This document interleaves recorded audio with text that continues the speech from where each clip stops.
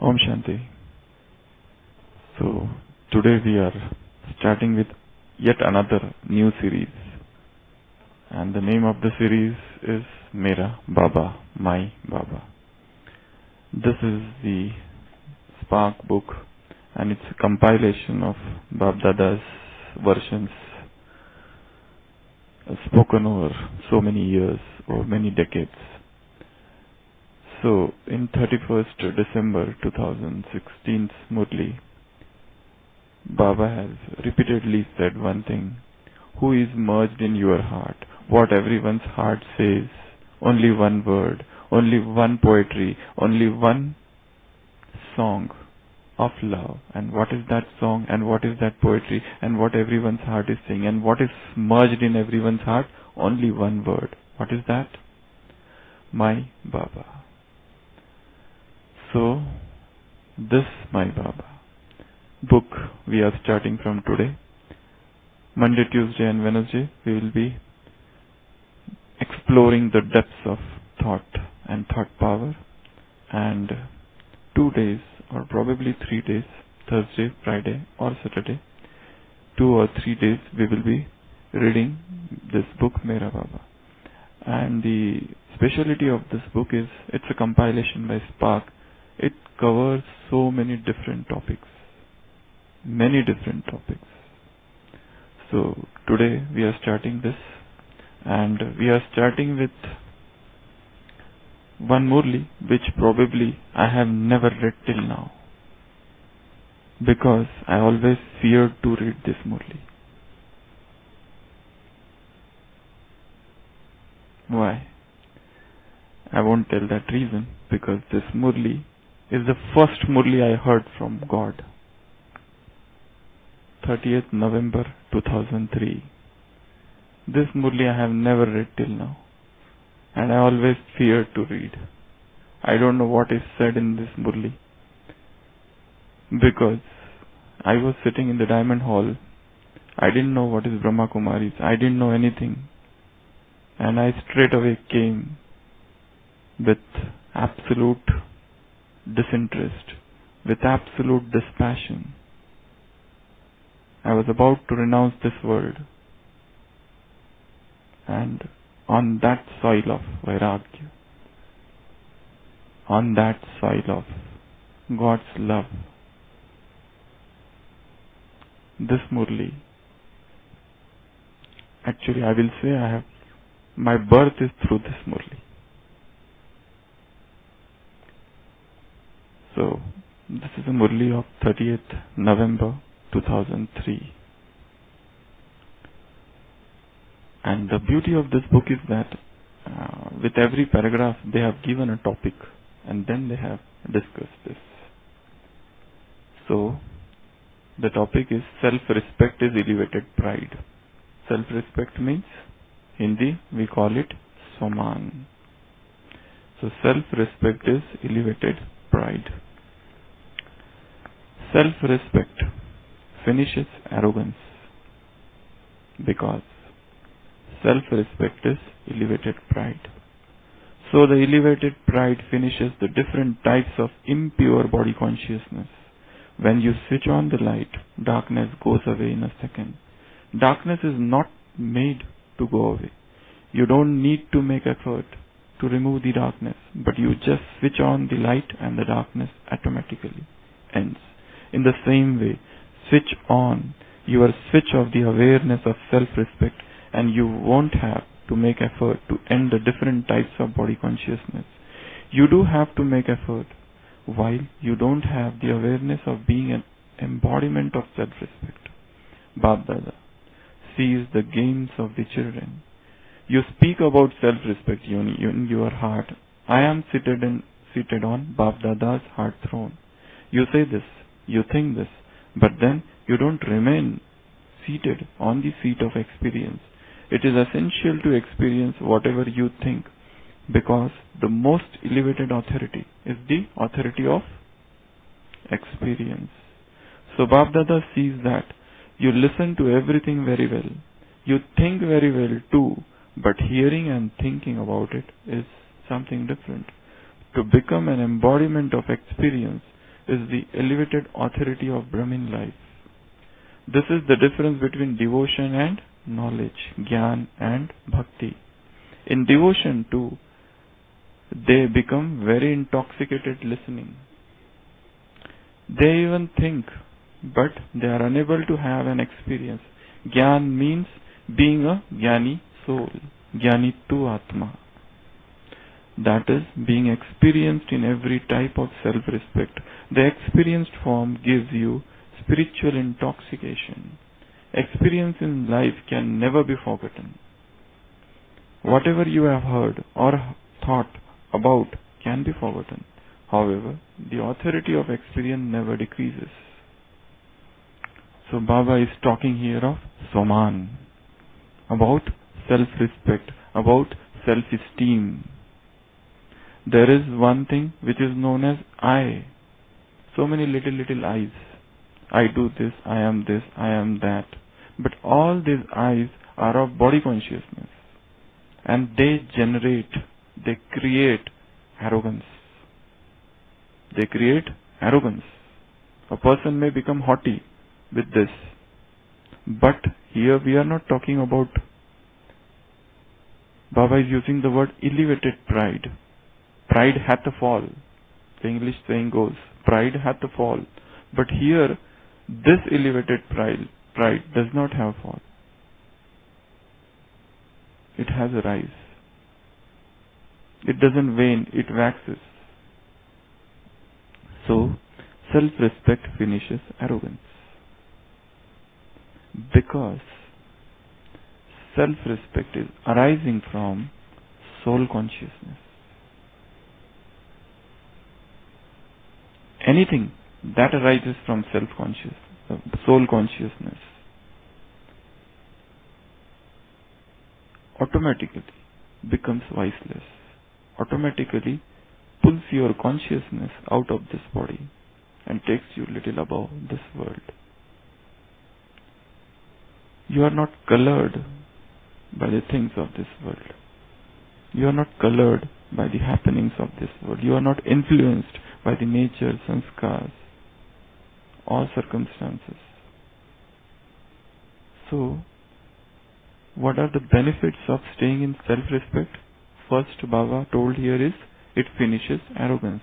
What else? Arvind Bhai. What are the benefits of Saman? What happens when you stay in Saman? What happens when you are seated on the seat of Saman? Till now I was speaking. From today onwards we are going to make this session absolutely interactive. And from tomorrow onwards, today's English Murli, we are going to revise along with this paragraph every day. So, today's Murli, all of you have to study, take out some important points and come prepared tomorrow so that we can revise two things. This as well as Murli.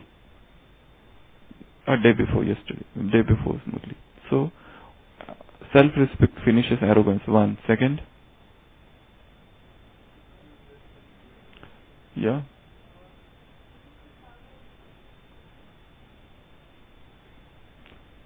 Speak up. What it does. What does Saman do? Virtues and powers will come to you automatically. You don't have to strive differently for that.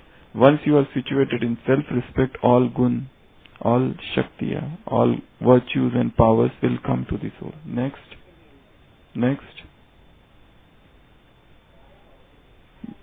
You become Mayajit, you become the conqueror of the Maya. You become more powerful. Then, all powers obey you. You don't have to even order them. They automatically come to you. You don't have to even invoke them, call them. Our courage increases. You become more strong. You become more courageous. Spiritual courage. Not that physical courage. Spiritual courage. This itself is a topic of discussion. Spiritual courage.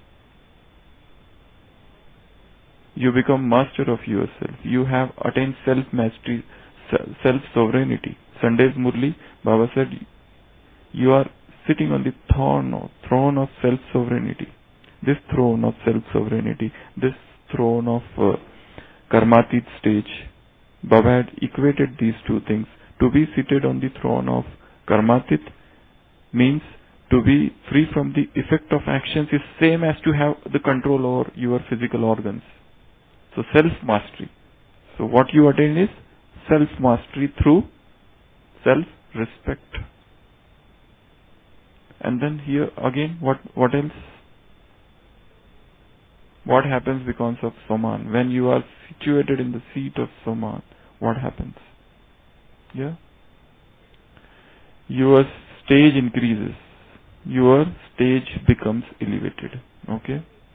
You stay in reality. You are away from this falsehood, false world. It's easy to give respect to others. It's easy to see others as they are. It's easy to see others as they are. Because unless and until we are situated in self-respect, we can't see others as soul. Everyone is a royal soul of the deity clan.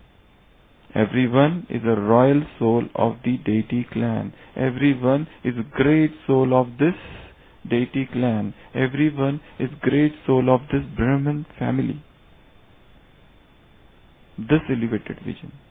Otherwise, we come down and we start seeing their faults, imperfections, failings, defects, flaws.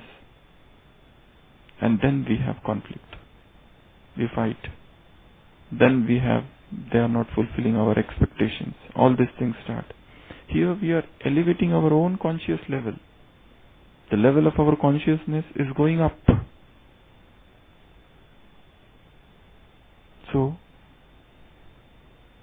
So many, we can just make a list. What are the advantages of staying in self-respect? And tell me at least 10 self-respects which Baba has given us. Each one self-respect. I am a great soul. Chalo, start from here. Sandeep. I am an elevated soul. I am world benefactor soul. I am self-sovereign soul. I am the conqueror of the nature. I am the conqueror of the Maya. Then I am Master Almighty Authority. Then I am the highest soul, highest, purest, richest, most elevated soul in the world, loveliest, sweetest, luckiest. So these are all self-respects. We need to keep on playing with self-respect. We are ancestors, we are progenitors, we are forefathers of this world. We are the root. So, actually the world doesn't know any one of these self-respect. They can't even think of this. But Baba has given so many self-respects. So at each and every murli, if you will find at least 10, 20 self-respects. Even from Sakar Murlis. So, what it does is it finishes arrogance. Otherwise, actually body consciousness makes us arrogant. So it's an elevated pride. So the elevated pride finishes the different types of impure body consciousness. When you switch on the light, Baba is giving a very beautiful analogy about light. See, the light is on, there is light. When the tube light is on, there is light. If suppose the current goes away, so there is a darkness. And all attempts to fight with darkness would go in vain unless and until you bring light there. Suppose imagine there is a room where there is a darkness from last 1000 years. And everybody fears to go there because in the past many kings have tried to fight that darkness, to dispel that darkness. They have gone with their enemies. They have fought with darkness. But darkness has become all the more powerful every time. Nobody could remove that darkness from that room. So is it that darkness is very powerful? Is it that darkness is an enemy who is becoming more and more powerful? It's not like that. Because there is no darkness at all. It is non-entity. It has got no existence. The very definition of darkness is absence of light. You bring light, even a small candle is enough to dispel a whole lot of darkness. No matter how long it has been existing, no matter how strong it appears, no matter how dark it is, how deep it is. But what you have to bring is light. Bring even a candle. One soman is just like that light. A lamp, a candle, and it dispels all the darkness. So this is a very beautiful analogy. Baba sees the game of the children. You speak about self-respect. Now Baba is hinting at some other thing. He is saying that you say that I am seated on Bab Dada's heart throne. You say this, you think this, but then you don't remain on the seat of experience. You don't experience it. All spirituality is about experience. It has nothing to do with book learning. It has nothing to do with knowing things by heart. It has nothing to do with lecturing. It has nothing to do with giving beautiful discourses. It is nothing to increase your information. Spirituality has nothing to do with all this. Spirituality, religion, as Swami Vivekananda has said in one of his lectures, religion is realization. Today is 12th January, National Youth Day, birthday of Swami Vivekananda. So he has said that religion is realization. Religion means experience. If you don't have experience, if you have no realization, you are just a pandit, a erudite pandit. That's it. Your erudition is of no help. All your knowledge, unless and until you realize. And for realization, you have to pay price.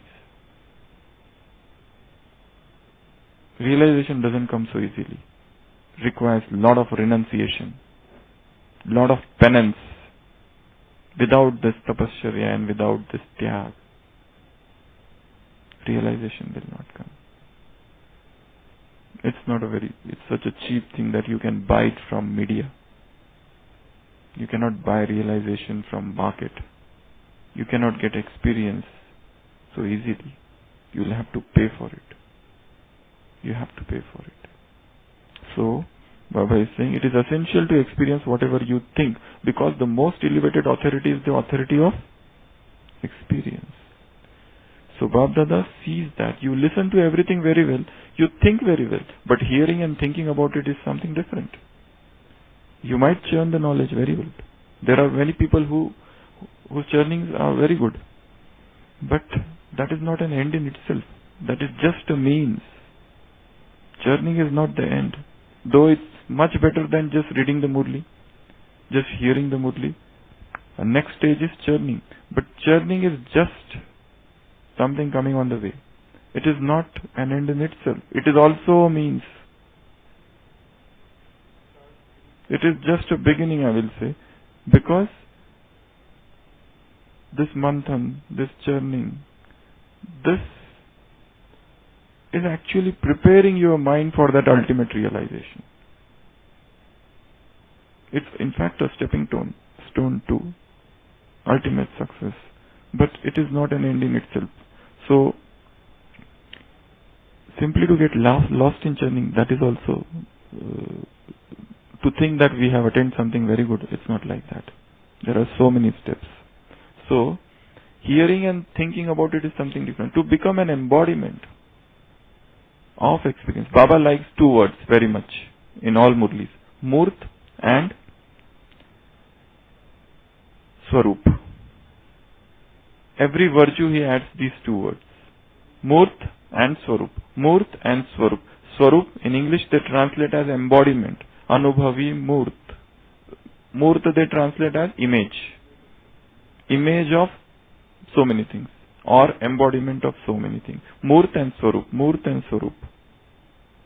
These are the two words. Actually nowhere in no Hindu literature or any literature of the world, these two words are used. Swarup and Murt. Embodiment and image. Anubhavi Murt. Uddhar Murt. Image of upliftment. Everywhere he has used image. Means, what does it mean? You have to become image of that.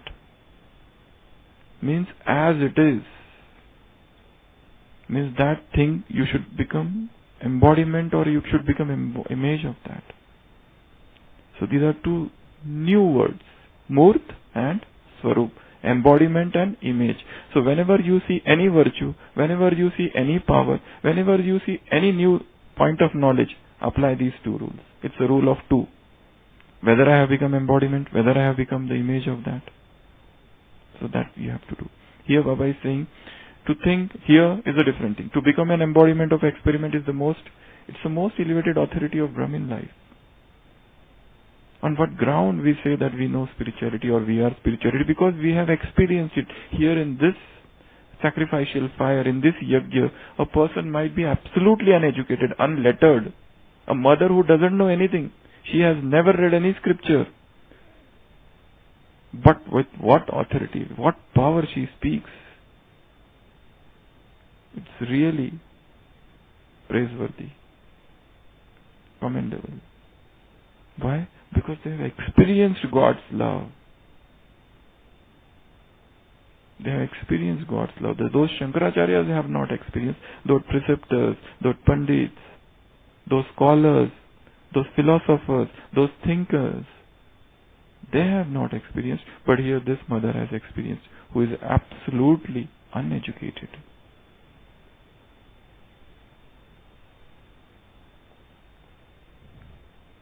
This is the difference between knowledge and devotion. Baba is telling here the difference between knowledge and devotion. What is in the bhakti and what is in this jnana. There is a difference. In knowledge or in bhakti also what they do? Very intoxicated listening. Kanras. They love to listen. They get intoxicated. They even think, but they are unable to have an experience. But to have experience of God's love. God's love. They might be having experiences of deities. They might be having experiences of their gurus, their preceptors, their teachers, so-called scholars, philosophers, so-called gurus, but not God. Gyan means being a Jnani soul. That is being experienced in every type of self-respect. Whenever you see any self-respect, apply rule of two.